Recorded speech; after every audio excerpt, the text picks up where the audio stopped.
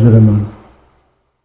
अपने नाज़रीन को कायद का पाकिस्तान, हमारी पहचान पाकिस्तान में खुशामदीद कहते हैं। आज हम लाहौर में माहिर कानून और उम्मीदवार नायब सदर लाहौर बार एसोसिएशन जनाब मियाँ शुएब निसार डोला साहब के साथ आपके चैम्बर में मौजूद हैं और अपने प्रोग्राम में आपको खुशामदीद कहते हैं। अस्सलाम वालेकुम सर। जी वालेकुम। कैसे हैं सर आप? जी शेख साहब, शुक्र अल्हम्दुलिल्लाह। सर, हमारे देखने वाले नाज़रीन की आगाही के सिलसिले में आपका तारुफ। जी, मेरा नाम मियाँ शुएब निसार डोला है। जी, डोला मैं थोड़ा सा एक्सप्लेन कर दूं, इस पे बहुत सारे दोस्त हैं वो पूछते हैं ये गोत है अराइयों की, तो क्योंकि अराई फैमिली से हूँ तो वो डोला साथ हमारी गोत है, इसलिए मैं लिखता हूँ। बहुत से दोस्त इस पे एक्सप्लेनेशन पूछते हैं। ताल्लुक कहाँ से सर आपका? मैं बेसिकली नारंग मंडी से हूँ, डिस्ट्रिक्ट शेखुपुरा, लेकिन अर्सा 24 साल से मैं लाहौर में सेटल हूँ, एरिया शादबाग में। सर, आप अपनी तालीमी सफ़र के बारे में कुछ आगाही फराहम करो। जी, मैं ज़्यादातर प्राइवेट पढ़ा हुआ हूँ जी, और जो मेरी वफाकी उर्दू यूनिवर्सिटी कराची से मैंने LLB किया था, माशाल्लाह। और वहाँ से फिर मैं 2014 में मैंने किया था 9-12 में, 9-12 में जी, 9 से 12 तक। और उस टाइम मैं जॉब करता था ASF में। वहां से फिर मैं रिजाइन करके तो 2014 में मैंने रिजाइन किया था, 2015 में मैं एनरोल हुआ हूँ पंजाब बार में। और काजमी साहब के दौर में SF में थे? जी बिल्कुल, उनके दौर में ASF में था, काजमी साहब थे जी उस टाइम पे। जी, तो सर, आपने ऐसे लॉ कॉलेज से LLB की डिग्री हासिल की? नहीं, मैं वफाकी उर्दू यूनिवर्सिटी से पढ़ा हुआ हूँ। अब्दुल हक कैंपस है वहाँ पे, वहां से पढ़ा हुआ हूँ। इब्तिदाई सफर के बारे में कुछ राय फराहम फरमाएं। जी, कैसा रहा इब्तिदाई सफर? मेरे उस्ताद मोहतरम है बैरिस्टर डॉक्टर अफजल जवेद साहब सादिक प्लाजा बैठते हैं, जी, तो वो बड़ा मुझे याद है। मैं उन दिनों जब मैंने डिग्री मुकम्मल कर ली 12 में, तो मैं सोच रहा था कि अभी जॉब भी है, ये छोड़ के जाता हूँ, इनकम आगे नहीं मिलेगी तो बड़ा मुश्किल हो जाएगा। तो ये एक सुप्रीम कोर्ट बार का एक जा रहा था, मकसूद चौधरी साहब हैं, मकसूद गुजर साहब सेक्रेटरी थे तब वो, उनका एक मलेशिया जा रहा था, वफद जा रहा था। मैंने वहाँ जो है वो मुझे आज भी याद है, बैरिस्टर डॉक्टर अफजल जवेद साहब गुजर रहे थे, उनसे मेरा तारुफ हुआ बैग की स्कैनिंग के दौरान। तो उन्होंने मुझे कहा, मैंने उनको बताया जी LLB किया हुआ। उन्होंने कहा बच्चे फिर आप इधर क्या कर रहे हैं? उनसे राब्ता हो गया, फिर उन्होंने मुझे यहाँ पे शिफ्ट किया। मैं प्रोफेशन वहाँ से रिजाइन किया मैंने 2014 में एंड पे, और मैं फिर यहाँ पे 2015 के मिड में मैं एनरोल हुआ। सर, कायद का पाकिस्तान और आज के पाकिस्तान में नौजवान नस्ल का क्यों फ्यूचर नजर आता है? असल में देखें, वो बड़ा चेंज आ गया हुआ है। पहले जो एथिक्स हैं इन पे बहुत ज्यादा फोकस था, अभी एथिक्स तो है नहीं है। अभी मादियत इतनी ज्यादा हो गई है कि हर बंदा पैसे के पीछे भाग रहा है, पैसे के अलावा दूसरी और कोई चीज जो है उसको प्रेफर नहीं किया जा रहा। और कायद की अगर बात करें तो वो तो आइडियोलॉजीज, आइडियाज पे बात करते थे, तो वो बात करते थे, बल्कि उस टाइम पे सारी सोसाइटी भी उसी चीजों को फॉलो। मौजूदा दौर में क्या आपको पाकिस्तान रोशन नजर आता है? जी बिल्कुल रोशन आता है। बच्चों में बहुत ज्यादा पोटेंशियल है, लेकिन बेजा पाबंदियां हैं बहुत जगह पे, बहुत सी चीजों में। अभी जैसे कि आपने जिक्र किया कि आप ASF में मुलाजिम थे, फिर आपने LLB क्लियर किया, तो शोफे वकालत की तरफ आने का ख्याल कैसे आया आपको? कुछ तो मामला थे फैमिली के, उनमें मैं चीजें देखता रहा। फिर मैंने कुछ चीजें फील भी की कि मुझे, अगर मैं फैमिली को भी या लोगों को भी, ASF में रह के मैं सिर्फ अपनी सपोर्ट कर सकता था, यहाँ आके मैं लोगों के भी, दोस्तों की, भाइयों की, फैमिली की, बहुत से दोस्तों की जो है ना वो सपोर्ट कर सकता। जब आपने अपनी लीगल प्रैक्टिस का आगाज शुरू किया तो आपके उस्ताद मोहतरम कौन थे और किस कानूनी शख्सियत से मुतासिर हैं? मैं बेसिकली एतजाज अहसन साहब से बहुत ज्यादा मुतासर हूँ, उनकी शख्सियत से, उनकी सियासी बसीरत से और उनके तरीकाकार से। तो मेरे उस्ताद मोहतरम तो वैसे बैरिस्टर डॉक्टर अफजल जवेद साहब ही हैं, उन्होंने वो ज्यादा सिविल का काम करते थे, इसलिए मुझे सिविल में ही ज्यादा वो मौका भी मिला, और आज भी मेरे पास ज्यादा सिविल का। जैसे कि आपने फरमाया कि चौधरी एतजाज अहसन साहब का नाम लिया है, बड़ा नाम है उनका, और शोबे वकालत में और शोबे कानून ज़्यादा पहचाना नाम है। आप जैसी शख्सियात प्रोफेशनल वकीला में शामिल हैं। नए आने वाले वकीला अपनी सीनियर की प्रैक्टिस से नाराज नजर आते हैं। आर्गूमेंट्स के मौके पर उनसे बात की जाती है, शॉर्टकट चाहते हैं। वजूहत क्या है? मुझे अब यही है जो मैंने पहले भी जिक्र किया कि पैसे का इन्वॉल्वमेंट। 17 साल जब माँ बाप पैसे दे के बच्चे को भेजते हैं, एक तो इसमें थोड़ी सी रिस्पॉन्सिबिलिटी जो है बार काउंसिल्स को लेनी पड़ेगी कि एक बच्चा आता है उसको कुछ ना कुछ इतने गुजारे लायक तो उसके पेट्रोल के लायक तो पैसे मिलने चाहिए ना, वो नहीं मिल रहे हैं। तो दूसरा ये भी है कि आजकल मादियत का दौर की वजह से शॉर्टकट, हर बंदा शॉर्टकट लेना चाहता है। वरना जब हम आए थे 1.5 साल 2-2 साल हम उस्तादों के पीछे फाइलें लेके घूमते रहे, उठाते रहे। आज भी कोई बच्चा अगर आगे बढ़ना चाहता है, फाइल पे तवज्जो देता है, तो उस्ताद आज भी इसको सिखाता है, काम उसको मिलता है। कभी इससे कबल आपने बार की सियासत में हिस्सा लिया? नहीं, मैंने आज से पहले कभी कोई इलेक्शन नहीं कंटेस्ट किया। हाँ, दोस्तों के साथियों के मियां जहांगीर साहब मेरे बड़े हैं, उनका इलेक्शन मैंने कंटेस्ट किया था। अभी रिसेंटली मैडम सुमीना बसरा साहबा जो ज्वाइंट सेक्रेटरी इलेक्ट हुई हैं, उनका मैंने भरपूर साथ दिया है, वो मेरे ग्रुप से हैं, तो वो भी नहीं किए। तो सर आपके पास ऐसी क्या तजावीज़ हैं जो आप नायब सदर का इलेक्शन लड़ने जा रहे हैं, नए आने वाले वकला के हवाले से, उनकी तरबियत के हवाले से आपके पास क्या सजेशन है? उसके हवाले से तो देखें, जो तरबियत के हवाले से कोर्सेज जो हैं बार के, वो अहमद यूम साहब ने माशाल्लाह बेहतर तौर पे स्टार्ट करवा दिया हुआ है। उसी को आगे अगर चलाते जाएं तो उसमें बहुत ज्यादा अच्छा रिजल्ट मिल सकता है। लेकिन मैं जो फोकस करना चाहता हूँ, मैं क्योंकि कैंडिडेट हूँ लाहौर बार का, लाहौर बार के वाइस प्रेसिडेंट के। लाहौर बार में हमें जो सबसे बड़ा मसला पेश आता है, क्योंकि एक प्रैक्टिसिंग वकील होने के नाते मुझे खुद इन चीजों का आइडिया है कि मैं LDA 6 पे जाता हूँ और वहां जाके पता चलता है यहाँ से कोर्ट जो है वो शिफ्ट होके अभी मस्जिद ब्लॉक में चली गई। ठीक है। तो वो बहुत बड़ा मसला होता है, 6 पे जाना, सीढ़ियों से चढ़ के, और लिफ्टें इतनी अफोर्ड नहीं कर सकती, बहुत ज्यादा रश होता है, आपको भी पता है। वो अभी तो जलने के बाद वो बंद हो गया, लेकिन पहले बहुत ज्यादा रश था। सर आप एक प्रोफेशनल वकील, मैं प्लीज इस पर बात करूं। मैं चाहता हूं कि कोर्ट के नंबर्स होने चाहिए, कोर्ट नंबर जो हैं वो मुस्तकिल रहें। जजेज अगर शफल होते भी हैं तो वो होते हैं। जी सर, आप एक प्रोफेशनल वकील हैं, आपके नजदीक वकला के चंद और बड़े मसाइल कौन से हैं?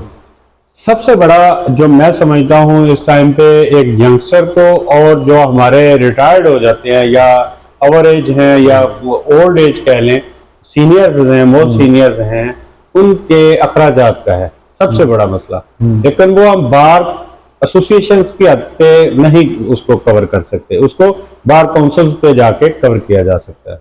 वकला की वेलफेयर के हवाले से फुकदान की बड़ी वजह क्या है? सिर्फ आजकल वही बात आ रही है, मादियत है।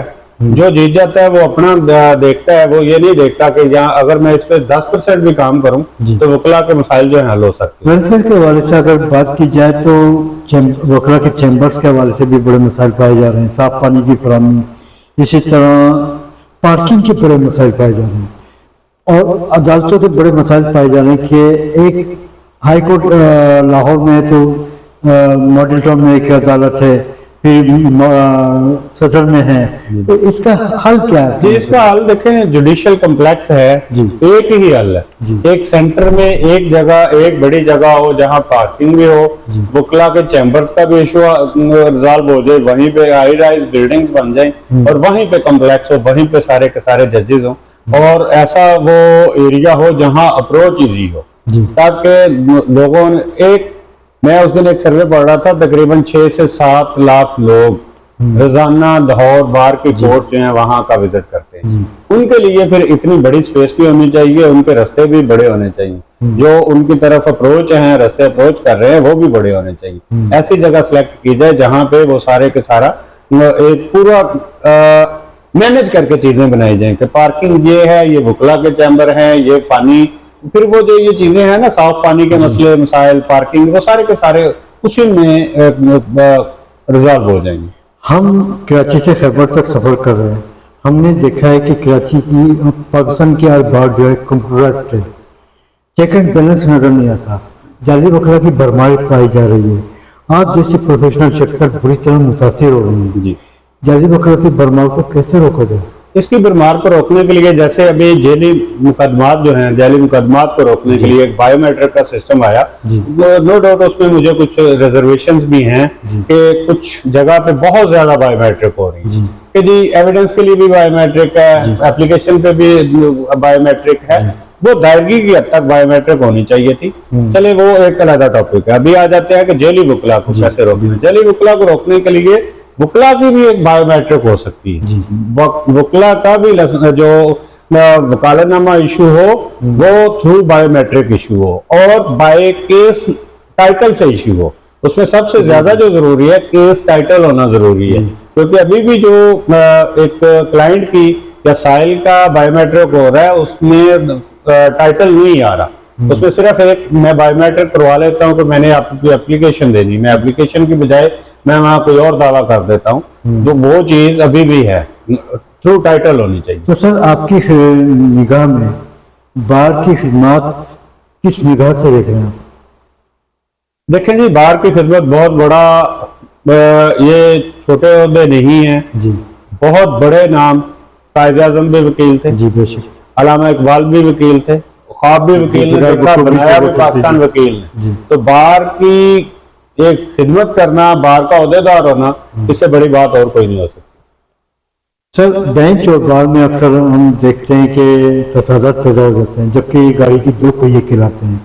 तसादत कहाँ पैदा होते हैं जिसकी वजह से बेंच चेहरा शनासाई के तहत फैसले करती नजर आ रही है? इसमें कोई दूसरी राय नहीं है कि चेहरों को इंसाफ मिलता है जी, लेकिन वो इतना भी ज्यादा नहीं है जिसको जितना हाईलाइट किया जाता है। मैं समझता हूँ अगर आज आप केस की स्टडी सही तरह नहीं करते हैं, केस प्रिपेयर मैं सही तरह नहीं करता हूँ, तो मैं कैसे उसको हैंडल कर सकता हूँ? मैंने बहुत बड़े नामों के खिलाफ पेश हुआ अपोजिट, मेरे लिए एजाज की बात है कि मैं नाम नहीं लूंगा, बहुत से बड़े बड़े नाम हैं जिनके अगेंस्ट में पेश हुआ, तैयारी करके गया, वो रिजल्ट मिला उसका।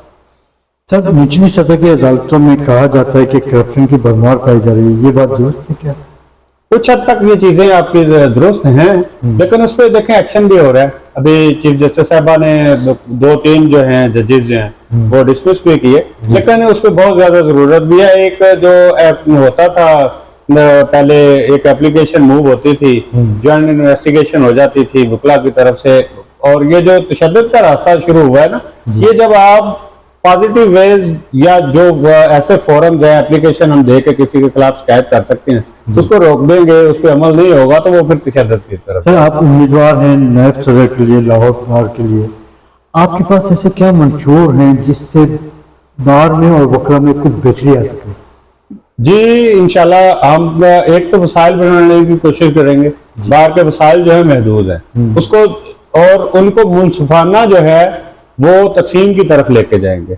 अभी बहुत सा जो है देखें लोकल कमीशन अपॉइंट होते हैं, अगर उनको यंगस्टर में डिवाइड कर दें और एक सीरियल वाइज मेरिट पे उनकी अपॉइंटमेंट हो लोकल कमीशन की, तो बहुत से मसले इसमें हल हो सकते हैं। निचली सतह की अदालतों में तकरीबन फैमिली मुकदमा, सिविल मुकदमा, दीवानी मुकदमा, फौजदारी मुकदमा की भरमार पाई जा रही है। हाल ही में चीफ जस्टिस हालिया नीलम ने एक ऑर्डर जारी किया जिसमें 3 महीने में मुकदमा निपटाने का फैसला किया गया, लेकिन अमल दरामद नजर नहीं आ रहा है। वजह क्या है? वजह देखें, ये इनके अपने फैसलों में ही तजादात हैं जी। एक तरफ ये कह रहे हैं जी 3 माह में वो बर्डन जो है खत्म किया जाए, जो पेंडिंग मुकदमात हैं उनको खत्म किया जाए, और एक तरफ एक सिविल जज के पास 150 केस लगा हुआ है। 150 केस में आप 7-8 घंटों में वो 150 सिर्फ सुनेगा, या फैसला कैसे करेगा? एक तो जजेस की जो तादाद है मतलूबा वो पूरी की जाए, और दूसरा ऊपर से ये जो अभी इन्होंने कर दिया 4 दिन कोर्ट्स खुलेंगे, 3 दिन बंद रहेंगी, तो पेंडेंसी ज्यादा बढ़ेगी। तो सर ये तो माजी से चलता चला रहा है। 42 से तादाद है जज साहिबान की। हाईकोर्ट में तकरीबन 26 लाख से मुकदमात इल्तिवा का शिकार पाए जा रहे हैं। आपकी निगाह में नए और पुराने मुकदमात किस तरह निपटाए जाए? देखें, वो अगर ये है नियत की बात जी, एक जज साहब जो बैठे हुए हैं, जस्टिस साहब बैठे हुए हैं, वो 20-30 केसों का फैसला कर रहे हैं, और एक जज साहब ऐसे भी हैं वो एक केस का भी फैसला नहीं कर पा रहे, तो पेंडेंसी तो बढ़ेगी ना फिर। तो आप क्या समझते हैं कि जज साहिबान अदालतों में बाखूबी खिदमत अंजाम नहीं दे पा रहे? नहीं, देखें, वो अपनी कैपेसिटी के अंदर तो कर रहे हैं, लेकिन बहुत सी चीजें जरूरत है। एक तो तादाद पूरी नहीं है, सिविल जजेस की भी पूरी नहीं है। 1200 बंदों का इंटरव्यू होता है, 1200 का टेस्ट होता है, उसमें से 200-300 इंटरव्यू के लिए पहुंचते हैं। बाद में अपॉइंटमेंट जब होती है वो 20 लोगों की हो रही होती है। और इतना टफ उनसे टेस्ट लेके सिविल जजेस को खास तौर पे, तो वो अगर उनको 200 जो इंटरव्यू में पहुंचा, 150 तो अपॉइंट होना चाहिए ना। सर आपकी आजकल किन मुकदमा पर प्रैक्टिस जारी है? मेरी ज्यादातर सिविल में सिविल मुकदमा। बेल और सिविल। इंसाफ की फरहमी में रुकावटें कहाँ पैदा हो रही हैं जिसकी वजह से मुकदमा इल्तिवा का शिकार हैं? यही है बर्डन है। एक तो पेंडेंसी बहुत ज्यादा है, केसेस एक दिन में बहुत ज्यादा लगे हुए होते हैं, तो वो उस पर फोकस ही नहीं कर सकते जजेस। और दूसरा ये अभी वकला का माशी कत्ल इन्होंने शुरू कर दिया। 4 दिन कोर्ट लगेगी, 3 दिन हम फारिग बैठेंगे। सर आपकी निगाह में अदलिया को फहाल बनाने का हल क्या है? अदलिया को फाल बनाने के लिए जी देखें, ये दोनों गाड़ी के पहिए हैं, वकील भी और बेंच और बार और बेंच जो दोनों जी, दोनों को इनकी जो है अंडरस्टैंडिंग जब तक पॉजिटिव नहीं होगी, दोनों नहीं चल सकेंगे। तो किस तरह मुमकिन हो सकती है सर? दोनों के बड़े बैठ के कोई लाए अमल बनाया जा सकता है। बड़े बैठे दोनों तरफ से और हल निकालें, तीसरी पार्टी जो घुसी हुई है उसको बाहर निकालें। एक बीमारी बड़ी तेजी से फैलती जा रही है मुल्क में, साइबर क्राइम। जी, साइबर क्राइम क्या है, हुकूमत वक्त की क्या खिदमत हैं और FIA का क्या किरदार है? देखें जी, साइबर क्राइम बिल्कुल बहुत ज्यादा, एक तो नॉलेज न होने की वजह से कोई चीजें शेयर होती हैं बच्चों से, उनको पता ही नहीं होता कि ये मैं क्राइम कर रहा हूँ। एक तो इस पे आगाही जरूरी है, और दूसरा FIA का तो बिल्कुल ही जीरो किरदार है। एजेंसीज हमारी जितनी भी हैं वो सारी की सारी स्वाय पैसे कमाने के, पुलिस इन्वेस्टिगेशन देख लें या FIA देख लें, वहाँ पैसों के रेट लगे हुए हैं, इस केस के इतने पैसे दे दें, इसके इतने दे दें, लेकिन उसको कोई एक मुल्क की खिदमत के तौर पे कोई भी लेना नहीं चाह रहा। तो सर एक साइबर क्राइम के हवाले से एक आइन पास किया गया था 2016 में, वो पूरी तरह मुतासिर हुआ, वजूहत क्या बनी?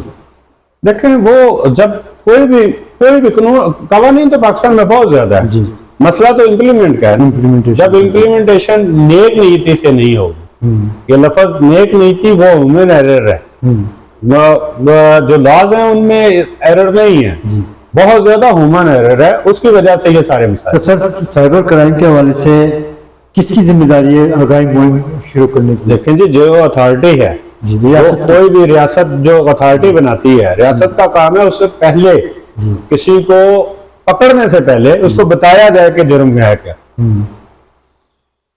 आप एक प्रोफेशनल वकील हैं और साथ ही आम शहरी भी हैं। लाहौर में आम शहरी के मसाइल क्या है? तो उसका देखें, अभी ऐसे लगता है जैसे ना हम किसी जेल में आ गए हुए हैं। जगह जगह नाके हैं, गैर कानूनी नाके, मैं कहूँगा गैर कानूनी नाके हैं। कहीं डॉल्फिन खड़ी हुई लोगों को रोक रही है, कोई किसी का मुंह सूंघ रहा है, कहीं किसी का मोबाइल पासवर्ड लेके सर्च किया जा रहा है, जो कि सरासर गैर कानूनी है। लेकिन इस पे भी कुछ ऑर्डर्स जारी हुए हैं कि मोबाइल चेक नहीं कर सकती। बात फिर इम्प्लीमेंटेशन की आ जाएगी, इम्प्लीमेंट नहीं होता। एक आम बंदा, पुलिस वाले, सिपाही के को भी अगर कानून बताएगा ना, तो वो उसको 2 थप्पड़ मारेगा कि तू रहना एडा मैंने कानून दसना। तो आपके तजुर्बात की रोशनी में अमल दरामद कैसे कराया जाए? अमल दरामद देखे, जब तक एहतसाब नहीं होता किसी भी इदारे का, किसी भी, बेशक वकला का हो, जुडिशरी का हो, बार का हो, बेंच का हो, पुलिस का हो, आप ये कहना चाहते हैं कि पहले अपनी इस्लाह होनी चाहिए? जी बिल्कुल, इस्लाह के साथ ही एहतसाब होना चाहिए। सर मौजूदा हालात के पेश नज़र मुआशी हालात नजर आ रहे हैं और पेट्रोल पर बेतहाशा कीमतें जारी कर दी गई हैं, और सुना है इतलात ये है कि आइंदा भी कीमतें बढ़ेंगी पेट्रोलियम की। इसमें आप क्या तहफ़्फ़ुज़ात देख रहे हैं, हल क्या है आम शहरियों का? देखें, ये हाल तो रियासत के पास ही होता है। रियासत जब हो जाए, रियासत का सलूक माँ की तरह होना चाहिए ना। यहाँ तो माँ की बजाय वो आपके सामने है कि तेल हमारे पास 20 दिन का रिजर्व पड़ा हुआ है, उससे हमने 55 रुपये रेट बढ़ा दिया, जो कि सरासर जाती है। और ऑयल और भी आ रहा है, हमारे तो रास्ते भी बंद नहीं है, हमारा ऑयल आ रहा है।